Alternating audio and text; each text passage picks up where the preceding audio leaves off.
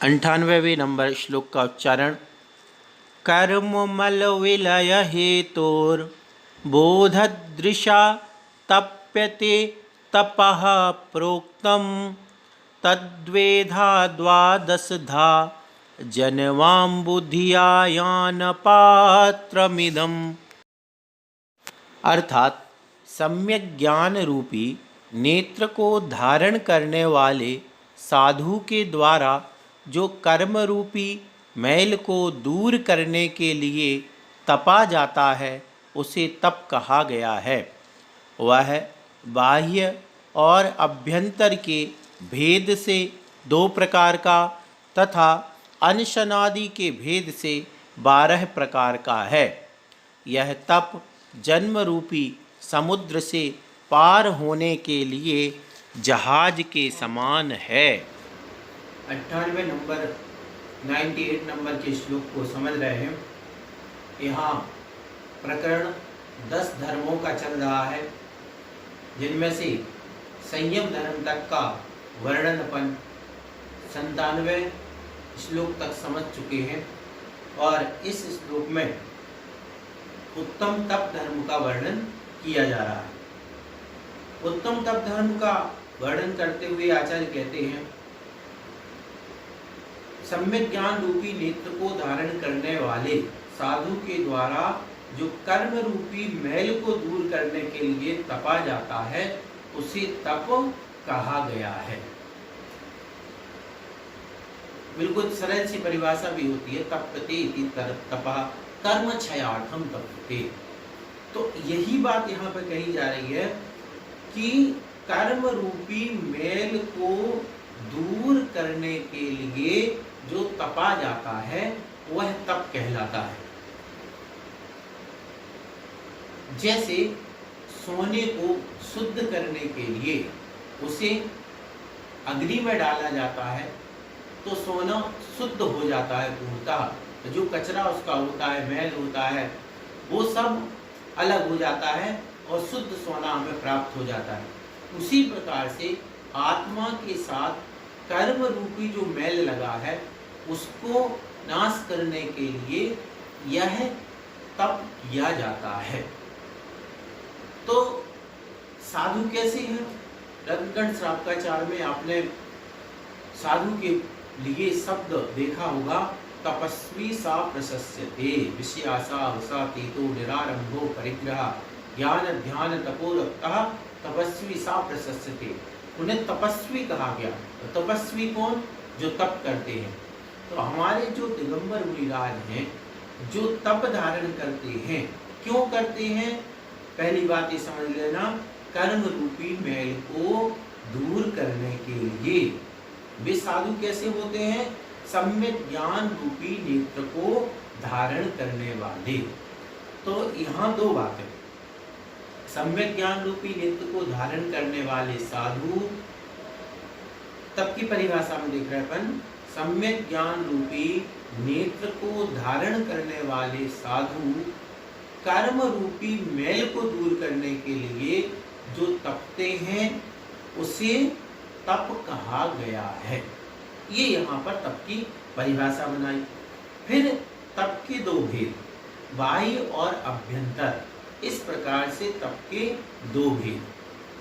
अब बाह्य तप के भी 6 भेद और अभ्यंतर तप के भी 6 भेद। तो इस प्रकार से 2 भेद किए तो बाह्य और अभ्यंतर, और एक साथ यदि कहेंगे तो तप के कितने भेद हो गए? 12 भेद। अब यहाँ पर पहले तो जो तप की परिभाषा है वो लिखी, जो कर्मों का क्षय करने के उद्देश्य से तपा जाता है उसे तप कहते हैं। इसके बाद वह जो तप है वो 2 प्रकार का है और अनशनादि भेदों को अगर एक साथ गिनो तो 12 प्रकार। जो 12 तप बताए गए हैं, मैं समझता हूँ आप सभी लोग भागों में, छैडाला में, रत्नगण श्रावकाचार में, इस सब में 12 तपों को पढ़ चुके हैं। इसलिए हम इसको विशेष रूप से नहीं ले रहे हैं क्योंकि इसमें बहुत टाइम लगेगा।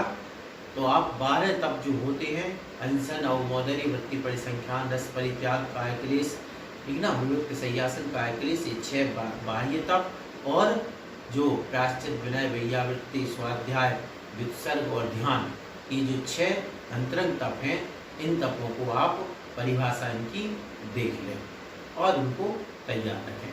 इस प्रकार से यह 98 नंबर का श्लोक अपना पूर्ण होता है। 99वें नंबर श्लोक का उच्चारण। कषाय विषयोद्भट प्रचुरत तस्करौ घो हठात् तपः सुभटत्ताडितो विघटते यतो दुर्जयः अतो हि निरुपद्रवश्चरति तेनद्धर्मस्त्रियः यतिः समुपलक्षितः पथि विमुक्तिपुर्याः सुखम। अर्थात जो क्रोधादि कषायों और पंचेंद्रिय विषयों रूप उद्भट एवं बहुत से चोरों का समुदाय बड़ी कठिनता से जीता जा सकता है, वह चूँकि तप रूपी सुभट के द्वारा बलपूर्वक ताड़ित होकर नष्ट हो जाता है। अतएव उस तप से तथा धर्मरूप लक्ष्मी से संयुक्त साधु मुक्ति रूपी नगरी के मार्ग में सब प्रकार की विघ्न बाधाओं से रहित होकर सुखपूर्वक गमन करता है। 100वें नंबर श्लोक का उच्चारण। मिथ्यात्वादेर्यदि भविता दुःखमुग्रं तपोभ्यो जातं तस्मादुदकः कणिकैकेव सर्वाब्धिनीरात् स्तोकं तेन प्रभवमखिलं कृच्छलब्धेन रत्वे यदेतर्हि स्खलति तदहो का क्षतिरजीवते स्यात्। अर्थात लोक में मिथ्यात्व आदि के निमित्त से जो तीव्र दुख प्राप्त होने वाला है, उसकी अपेक्षा तप से उत्पन्न हुआ दुख इतना अल्प होता है जितनी कि समुद्र के संपूर्ण जल की अपेक्षा उसकी एक बूंद होती है। उस तप से सब कुछ यानी समता आदि आविर्भूत होता है।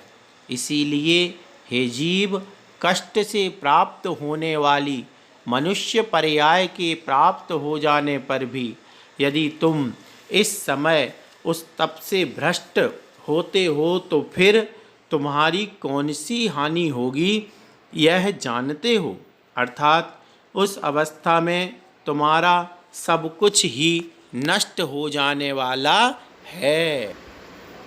अब यहाँ श्लोक नंबर 100 यानी 100 का भाव अपन समझ रहे हैं।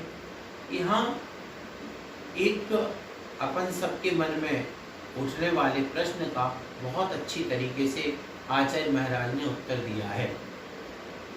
सभी को लगता है मुनियों को देख करके कि देखो ये कितना कष्ट सहन करते हैं। वह जो भी तप करते हैं 12 प्रकार के तपों में से उन तपों को देख करके लगता है कि कितना कष्ट सहन कर रहे हैं। इसी बात को यहाँ पर आचार्य महाराज स्पष्ट कर रहे हैं कि वे मुनिराज कष्ट सहन करते हैं अथवा उन्हें सुख की अनुभूति होती है। तो देखो क्या कह रहे हैं, लोक में मिथ्यात्व आदि के निमित्त से जो तीव्र दुख प्राप्त होने वाला है उसकी अपेक्षा तप से उत्पन्न हुआ दुख इतना अल्प होता है कि समुद्र के संपूर्ण जल की अपेक्षा उसकी एक बूंद होती है। इतनी बड़ी बात कही। जैसे एक साइड समुद्र हो और एक साइड एक समुद्र के जल की एक बूंद, कितना अंतर है, बहुत अंतर है। इसी प्रकार जो संसार के दुख हैं, जो मिथ्यात्व आदि से होने वाले दुख हैं, वो समुद्र के बराबर है। और जो तप के द्वारा या तप करते समय जो कष्ट होता है वह उस समुद्र की एक बूंद के बराबर है। इतना अंतर है दोनों चीजों में। इसलिए आचार्य कहते हैं कि इसे कष्टदायक नहीं समझना चाहिए। उस तप से सब कुछ समता आदि आविर्भूत होता है। तपस्या करते हैं तो साधु में समता आती है, तप नहीं करेंगे तो समता भी नहीं आ सकती। फिर इसीलिए हे जीव, कष्ट से प्राप्त होने वाली मनुष्य पर्याय के प्राप्त हो जाने पर भी यदि तुम इस समय उस तप से भ्रष्ट होते हो तो हो, फिर तुम्हारी कौन सी हानि होगी यह जानते हो। अब यहाँ पे सचेत किया जा रहा है साधु को कि अगर मान के चलो तपस्या में किसी को लगने लगे कि कष्ट हो रहा मुझे, और उस कष्ट मान करके, उसको कष्ट मान करके वह भ्रष्ट होता है, तप को छोड़ देता है, तो फिर आचार्य कहते हैं कि कोई बात नहीं, यहाँ पे तो इतना सा कष्ट था और इसके बाद जो दुर्गतियाँ होंगी उन दुर्गतियों में कितना कष्ट होगा। अपन ने सब चैडाला वगैरह में चारों गतियों के दुख पड़े ही हैं, तो किस किस तरीके के दुख होते हैं। प्रत्यक्ष में भी अपन संसारी जीवों के दुख देखते हैं, तो कैसे कैसे दुख हैं। तो आचार्य कहते हैं कि जो मुनि धर्म का पालन करते समय, तप करते समय जो कष्ट हो रहा है वो बहुत अल्प है, थोड़ा सा है। यदि तुम इसको कष्ट मान करके और इस तप को छोड़ दोगे तो इस संयम से भ्रष्ट हो जाओगे, और इसके बाद जो कष्ट होंगे उनका वर्णन नहीं किया जा सकता है, और वो कष्ट जो संसार में है उनको सब लोग जानते ही हैं।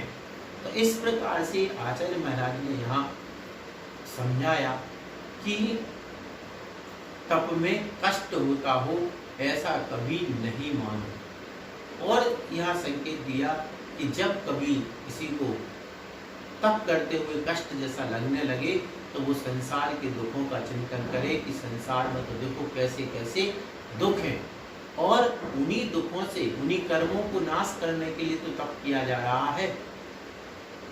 तो उन कर्मों का नाश करने के लिए तप है। तपसा निर्जराचा, क्योंकि तप से निर्जरा होती है, और निर्जरा करना ही तो हमारे साधु जीवन का लक्ष्य है। इसलिए साधु कभी तप में कष्ट नहीं समझते और तप से भ्रष्ट नहीं होते हैं। इस प्रकार से यहाँ तक उत्तम तप धर्म का वर्णन हुआ। अब जैसे इस श्लोक है, अब इनमें से क्या पूछ सकते हैं? पूछेंगे उत्तम तप धर्म किसे कहते हैं, ठीक ना, या उत्तम तप करते हुए यदि किसी को कष्ट अनुभव होता है तो उसी आचार्य महाराज ने किस उदाहरण के माध्यम से समझाया है। तो फिर अपन को बताना पड़ेगा कि उन्होंने संसार वो समुद्र का उदाहरण देकर के, समुद्र के पानी का उदाहरण देकर के समझाया कि संसार का जो कष्ट है, संसार में जो कष्ट है वो समुद्र के बराबर है, और तप के करते समय जो कष्ट होता है वह एक बूंद के बराबर कष्ट है। इस प्रकार से हर श्लोक में भी आप लोग मन से भी प्रश्न पूछ सकते हैं और उत्तर बना सकते हैं, थोड़ा सा बस सोचना पड़ेगा।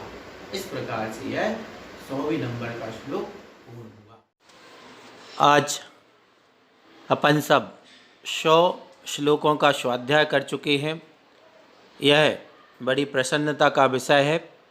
उससे भी ज़्यादा प्रसन्नता इस बात की है कि जिस प्रकार मैं यहाँ चैनल से देख पा रहा हूँ कि लोग क्रम से स्वाध्याय कर रहे हैं, और यही मैंने पहले भी निवेदन किया था और बार बार करता रहूँगा कि हमें जिस उद्देश्य को लेकर के यह स्वाध्याय चल रहा है, क्रम पूर्वक संपूर्ण ग्रंथ का हम स्वाध्याय कर सकें, ताकि स्वाध्याय प्राथमिक रूप से इसका महत्व समझते हुए हम स्वाध्याय पूर्ण करें। और पेपर की तैयारी 2 नंबर पर है। पेपर के प्रश्नों के चक्कर में कोई भी स्वाध्यायी इसका क्रम ना तोड़ें। इस ग्रंथ के क्रम से स्वाध्याय करने पर ही हमें स्वाध्याय का भी फल मिलेगा, और जो स्वाध्याय पाठ्यक्रम चल रहा है उसका जो उद्देश्य है वह उद्देश्य भी पूर्ण होगा। इसी आशा और विश्वास के साथ सबको जय जिनेंद्र।